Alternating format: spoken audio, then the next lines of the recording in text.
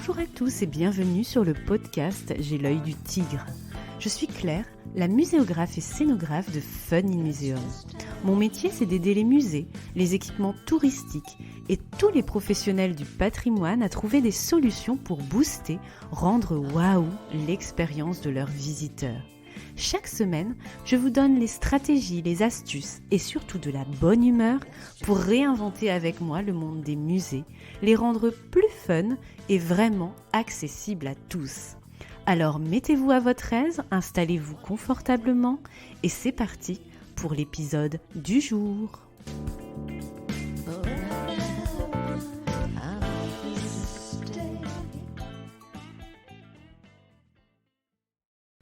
Bonjour et bienvenue sur le premier épisode de l'année 2023 si vous l'écoutez lors de sa sortie.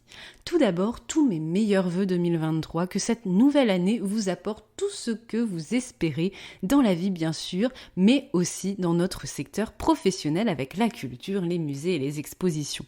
L'année dernière, je vous envoyais des paillettes et des confettis avec le slogan Ready to Shine qui coïncidait avec l'inauguration d'une nouvelle catégorie d'épisodes orientés mentorat et développement personnel. Apprendre à dire non, garder la motivation, vaincre le syndrome de l'imposteur dans nos métiers culturels, etc. Je vous invite à écouter et réécouter ces épisodes à chaque coup de mou. Je vous avoue, cette année 2023, je l'aborde avec moins de paillettes et de confettis, pas parce qu'elle ne sera pas festive et enthousiasmante, mais parce qu'après 3 ans d'activité à avoir été Xena la guerrière et œil du tigre à la Rocky, j'ai besoin de retrouver l'autre pan de ma personnalité que vous connaissez peut-être moins, celle qui a besoin de lâcher prise, de respirer, de consolider les acquis. Slow down, douceur et sérénité seront les maîtres mots de mon année, du moins je l'espère, et je ferai tout pour garder ce cap. Vous démarrerez peut-être, vous aussi 2023, avec cet état d'esprit plus forêt et bol d'air frais que paillettes et confettis.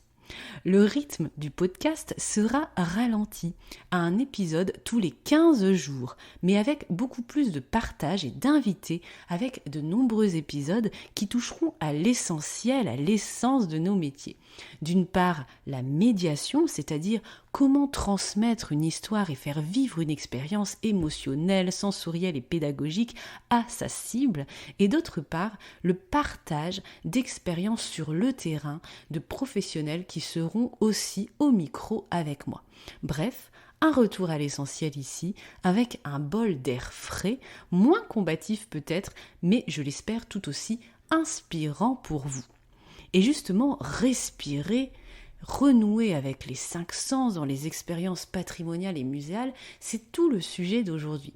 Je vous ai déjà plusieurs fois parlé sur le podcast de multisensorialité des expositions et même des expériences touristiques. Souvenez-vous des épisodes sur les profils sensoriels des visiteurs, le slow tourisme, le tourisme expérientiel. Je vous mets la playlist des podcasts sur ce sujet dans la description de cet épisode si vous souhaitez les réécouter. Mais aujourd'hui, nous allons nous attarder sur nos petites narines, notre nez, l'odorat dans les expositions. On connaît certains effets spéciaux olfactifs lors de spectacles immersifs, les boîtes à odeurs qu'on peut parfois retrouver, mais il faut avouer que l'odorat est encore un sens sous-exploité par le musée et le secteur expographique comparé à la vue, l'ouïe et le toucher. Avouons-le. Alors je vous propose dans cet épisode une brève synthèse de la question en espérant que vous n'oublierez pas d'en mettre prochainement plein le nez à vos visiteurs dans vos projets. Au musée et dans les expositions, le sens de l'odorat est surtout mobilisé dans 2 types de situations principales. Première situation, pour la médiation à destination des publics aveugles et malvoyants, comme on le ferait avec le son ou le tactile. L'approche est toutefois, je trouve, plus originale. Deuxième situation, dans le cas d'expositions qui se veulent multisensorielles et immersives, les effets olfactifs se mêlent alors à d'autres effets spéciaux, comme du son spatialisé, des effets lumineux ou d'autres plus spectaculaires, comme la vaporisation d'air, de brume, d'embrun ou toute autre chose en lien avec le spectacle qu'on souhaite nous faire vivre. Vous vous dites peut-être en m'écoutant, oui mais Claire, il y a aussi des petites boîtes à odeurs qu'on retrouve parfois ici et là. Oui, c'est vrai, mais leur usage est faible par rapport aux manips tactile par exemple ou au contenu sonore. Le recours à l'odorat dans l'expo et au musée reste assez rare par rapport aux autres sens en termes de fréquence et de quantité. Ce n'est pas non plus le sens en premier qu'on pense mobiliser lorsque nous concevons une exposition aussi ludique et immersive soit-elle, avouons-le. On pense à l'odorat comme un plus, une surcouche qui maximiserait une ambiance plutôt que comme le canal principal pour transmettre un message pédagogique et scientifique aux visiteurs. Et je trouve que c'est assez réducteur et c'est une belle erreur pour plusieurs raisons. Le sens de l'odorat est le sens le plus lié à l'émotion et à l'intime du visiteur. Si on veut toucher son esprit, son âme et son cœur, il est un vecteur puissant. Pourquoi ? Parce que chaque individu perçoit une odeur de manière unique par rapport à sa propre mémoire olfactive et cette expérience sensorielle va être teintée d'émotions de vécu.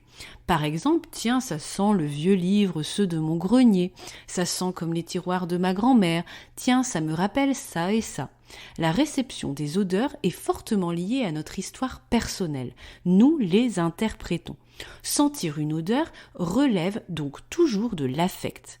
Mathilde Castel, auteure d'une thèse sur la muséologie olfactive, dont la référence est en description de cet épisode, nous donne dans un article de la lettre de l'OSIM de 2018 également en ressource l'exemple suivant. Un néophyte ne reconnaîtra pas un absolu de foin comme étant factuellement une odeur de foin. Il parlera au contraire de l'odeur de sa maison de vacances à la campagne, de ses années à l'équitation, d'un sandwich consommé dans un champ sur le bord de la route. La réception des odeurs est aussi fortement liée au contexte, le moment et le lieu de sa réception. Par exemple, on va aimer l'odeur du poisson dans un marché aux poissons ou du coup si on parle de l'univers marin dans une exposition. Mais on la trouvera peut-être incongrue, voire même dérangeante, devant une nature morte composée uniquement de fruits ou dans un marché où il n'y a que des fruits. La réception d'une odeur, en fonction du moment, du lieu et de ce qu'elle nous fait ressentir, peut provoquer un choc, plus ou moins agréable. C'est en cela que le sens de l'odorat est délicat à utiliser dans les expositions. Dans la même idée, est-ce que nous devons uniquement privilégier au musée et dans les expositions des odeurs agréables, comme des contenus agréables finalement, même si elles ne sont pas totalement scientifiques pour parler d'un sujet exposé? Pouvons-nous oser la puanteur ou est-ce une limite de confort de visite à ne pas dépasser ? Ou alors, comment parler de certains sujets sans évoquer ces éléments olfactifs qui peuvent être désagréables? Sinon, si on met de l'agréable, eh bien on passe à côté du message qu'on veut faire passer. Pour illustrer cette question, je souhaiterais vous parler d'une des plus connues et récentes expérimentations de grande ampleur du média olfactif au musée que vous connaissez peut-être car elle a été beaucoup relayée dans la presse. Vous retrouverez quelques articles en ressources également à ce sujet en description de l'épisode. C'est le projet mené par Caro Verbeek, historienne de l'art et chercheuse olfactive en partenariat avec une parfumeuse et le Rijksmuseum d'Amsterdam autour du célèbre tableau La bataille de Waterloo avec la retraite de Napoléon en 1815. Caro Verbeek et son équipe ont proposé en 2020 une représentation olfactive du tableau qu'on pouvait sentir sur des petites bandelettes de parfumerie ou dans des petits vaporisateurs réunis en collier des odeurs de Waterloo entre guillemets. La transpiration causée par l'angoisse, le crin de cheval, l'herbe mouillée, la terre après l'averse, le soufre de la poudre à canon, l'eau de Cologne du romarin à la bergamote et à l'orange amère dont Napoléon s'aspergeait des litres, un soupçon de cuir. Je ne suis pas certaine que ce mélange d'odeurs soit ultra harmonieux sans masque en tout cas, mais il a le mérite d'être scientifique et d'être le reflet d'un patrimoine olfactif que les chercheurs espèrent préserver via le projet Odeuropa, un groupe de recherche international consacré au patrimoine olfactif, subventionné par l'Union européenne d'ailleurs, pour archiver les odeurs qui ont ou vont disparaître grâce à l'intelligence artificielle. Vous avez un super article en description de cet épisode. L'odeur des rubans des machines à écrire, des rues de Paris au 19e, le tabac froid, certains plats effluent à la mode, les parfums ne sont pas les mêmes d'une époque aux autres, vous le savez, et ne sont pas forcément agréables à sentir. L'odeur d'une rue de Paris du 19e peut être désagréable pour le visiteur à sentir pour nous, du coup, aujourd'hui au XXIe siècle, tout comme l'odeur du périph' parisien pour une personne du 19e. Bref, tout cela pour vous dire que la recherche internationale mêlant historiens, sociologues, archéologues nés de parfumeurs s'associe de plus en plus, notamment via ce projet Odeuropa, pour pouvoir réaliser des reconstitutions historiques d'odeurs de toutes sortes et notamment d'œuvres d'art, d'événements historiques ou liés à des personnages. Outre la bataille de Waterloo, Caro Verbeek a reconstitué l'odeur du vestiaire de l'équipe de football des Pays-Bas après sa victoire à l'Euro 1988. Huile de coco, transpiration, champagne, déodorant, fresh-up, vêtements sales et une marque bien précise de gel douche. Ça devait sentir super bon. Elle s'est également plongée dans l'histoire de la médecine pour reproduire celle de l'embaumement de Guillaume le Taciturne, prince d'Orange, après son assassinat en 1584.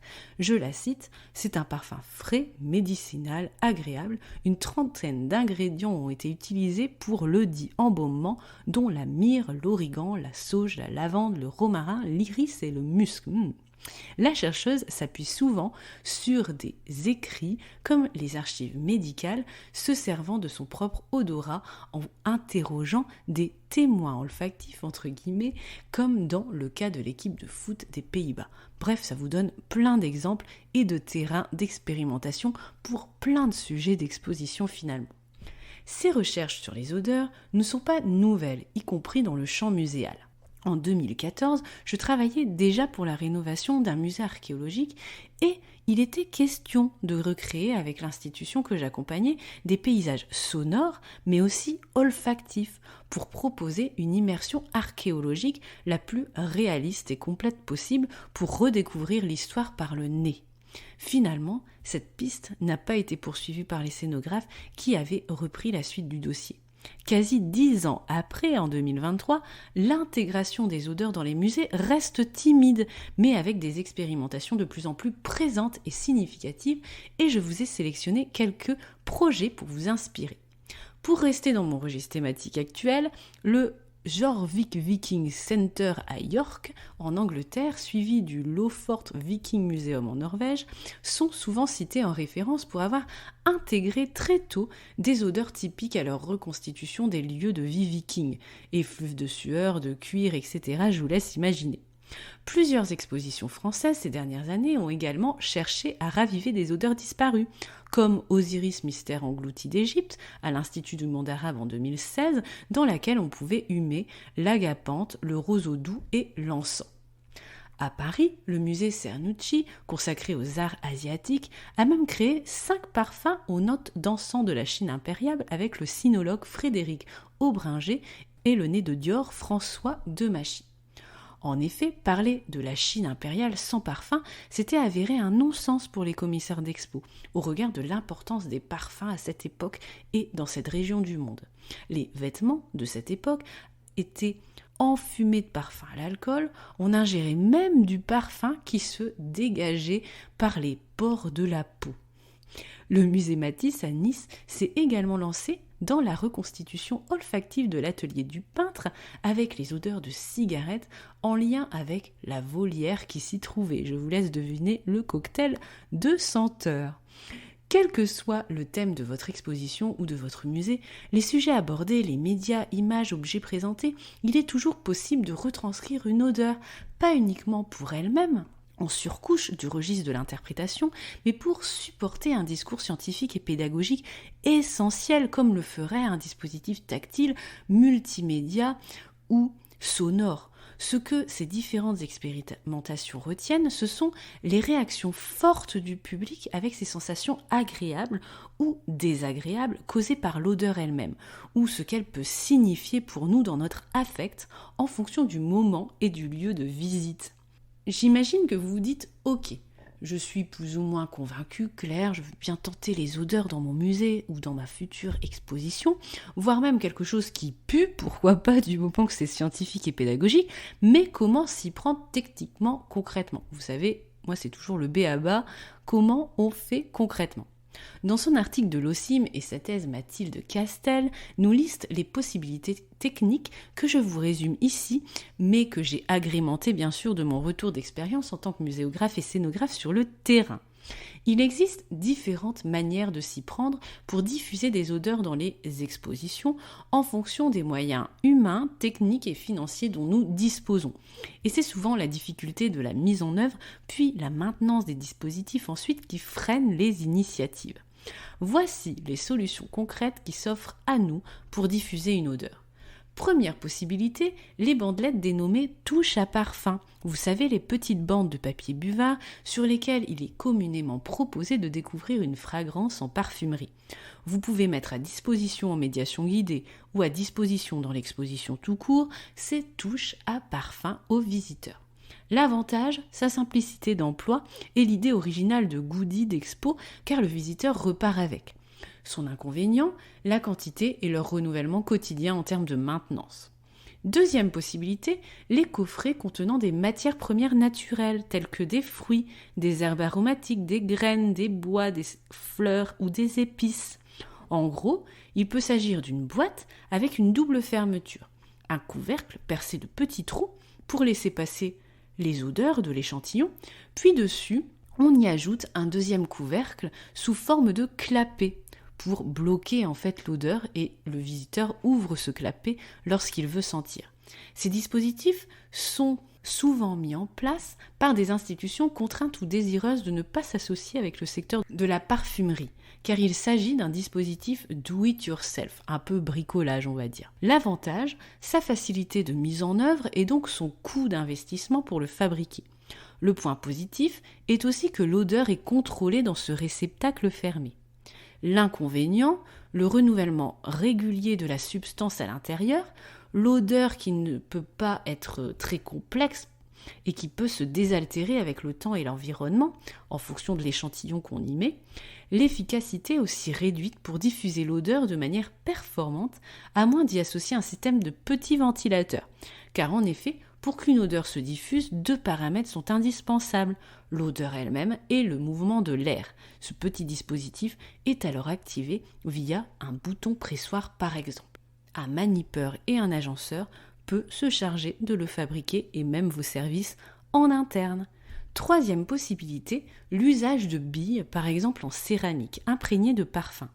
L'avantage, on peut y encapsuler des odeurs plus complexes, notamment élaborées par un nez. Comme les odoramas, précédemment avec des échantillons naturels, l'odeur est maîtrisée et circonscrite. L'inconvénient, son coût, notamment pour renouveler ces billes. Souvent, c'est la raison pour laquelle le dispositif n'est pas gardé dans les expos, car trop coûteux en fonctionnement. Une quatrième possibilité consiste à avoir recours à des impressions imprégnées d'odeurs, des origamis ou autres qui peuvent être en mouvement dans l'air par exemple pour diffuser mieux l'odeur, ou bien comme pour les livres d'enfants où vous savez on frotte la page pour sentir l'odeur. L'avantage, l'originalité de sa mise en forme et de l'accès à l'odeur. L'inconvénient, des expérimentations dans l'édition mais non développées à ma connaissance pour le secteur musée encore. Une cinquième alternative renvoie à l'utilisation de diffuseurs d'huile essentielle disponibles sur le marché.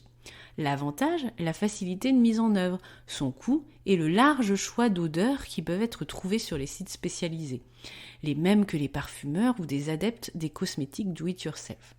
L'inconvénient, la non-maîtrise de la diffusion de l'odeur dans l'air, de l'espace d'exposition, puis les éventuels risques que peut engendrer une utilisation approximative d'huile essentielle en jouant sans conseil technique aux petits chimistes. L'autre aspect technique à garder en tête, hormis la diffusion de l'odeur, c'est en effet sa création, avec le recours à un nez qui va créer pour vous une odeur sur mesure, ou le recours à des odeurs existantes qu'on peut trouver dans les banques à odeurs. Vous vous doutez que le recours à un nez a un coût plus important, mais permet une plus grande personnalisation au plus près des contenus que vous souhaitez valoriser. Sans nez, pas de reconstitution complexe comme la bataille de Waterloo avec Caro Verbeek. Bref, il est possible de faire avec les moyens du bord, comme il est possible de s'engager dans une démarche, une collaboration avec un nez et un parfumeur ou des chercheurs. Travailler sur l'odorat est un choix et une priorité d'innovation vers laquelle on peut se diriger dans notre secteur au même titre que concevoir et réaliser une énième application ou dispositif de réalité virtuelle ou augmentée, ce que vous voulez. Il faut en faire un terrain d'expérimentation en fonction de ses envies. Enfin, il faut peut-être aussi rappeler à quel point ces dernières années, l'olfactif prend une place grandissante dans d'autres domaines proches du musée. Le marketing et le retail, notamment les lieux de marque, magasins et concept stores, ou encore l'art contemporain, avec des installations où la dimension olfactive est expérimentée. Pour le retail, l'identité olfactive d'une marque est de plus en plus importante et un terrain de distinction pour asseoir son identité de marque et toucher différemment le public. Vous savez, quand vous rentrez dans un magasin ou que vous sentez un vêtement, un produit d'une marque et qu'il s'y dégage toujours la même odeur, l'odeur de la marque, très subtile ou plus affirmée.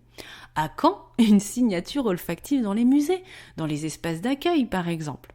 Dans l'art contemporain, s'ouvrent aussi des possibilités de collaboration avec des artistes pour parler d'un thème de votre exposition par le biais d'une installation olfactive à la place de la traditionnelle manip, texte, film, dispositif audiovisuel, etc. Enfin, développer l'odeur dans les musées et expos permet aussi d'autres canaux de médiation, des événements olfactifs, des visites guidées olfactives, des ateliers olfactifs, pour proposer une autre manière sensorielle et émotionnelle d'avoir accès à des contenus patrimoniaux avec un fort pouvoir narratif et affectif pour le visiteur. Œuvres d'art, sujets historiques, ethnographiques, sociologiques, techniques, d'interprétation, etc.